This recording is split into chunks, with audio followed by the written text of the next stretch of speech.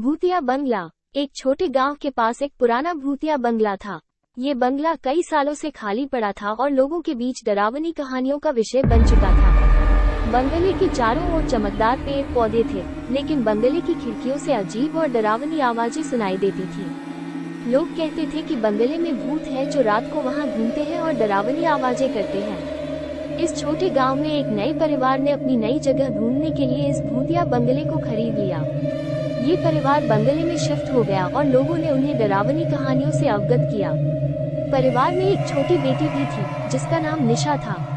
निशा बहुत उत्सुक थी बंगले के अंदर जाने के लिए, पर उसकी माँ और पिताजी डर जाते थे और उसे अकेले बंगले में नहीं जाने देते थे। एक रात जब बारिश हो रही थी और हवा में अजीब सी आवाजें थी, निशा ने अपने कमरे से बाहर निकलने का निर्णय किया।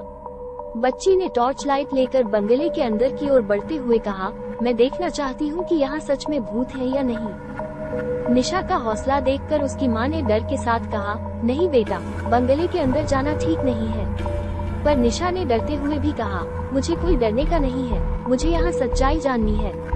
निशा की बातों को सुनकर उसके पिताजी ने उसे हानि नहीं होने देने के लिए बंगले के अंदर जाने की अनुमति दे दी।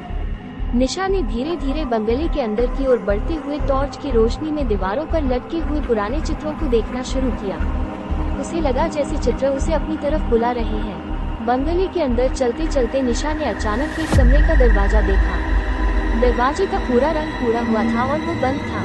निशा ने बड़े धैर्य से उस दरवाजे को खोला और कमरे में घुसी। उस कमरे में एक पुराना और डरावना सोफा था जिस पर कुछ रची बसी कपड़े पड़े थे।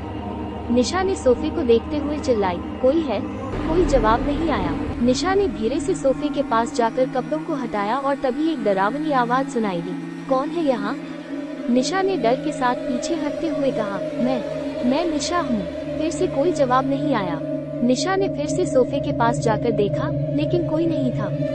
वो समझ नहीं पाई कि वो आवाजें कहाँ से आ रही हैं। अचानक सोफे के पास से एक डरावनी आवाज सुनाई दी, बाहर जाओ।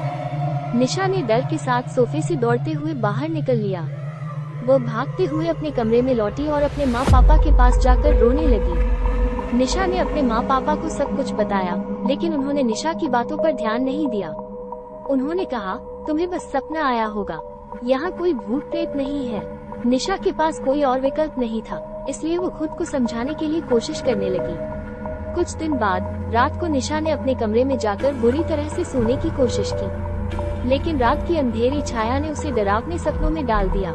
दोपहर के समय जब निशा अपने कमरे में बैठी थी, तभी उसने एक अजीब आवाज सुनी, निशा, मेरा नाम निशा है।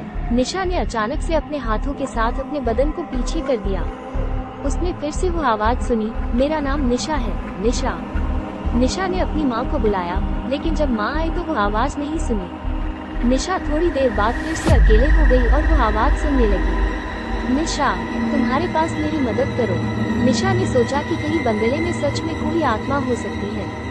वो डर के बावजूद बंगले के अंदर जाने का फैसला किया। रात के समय निशा ने टॉर्च लेकर बंगले के अंदर की ओर बढ़ते हुए कहा, कौन है? क्या आप वाकई मुझसे बात कर रहे हैं?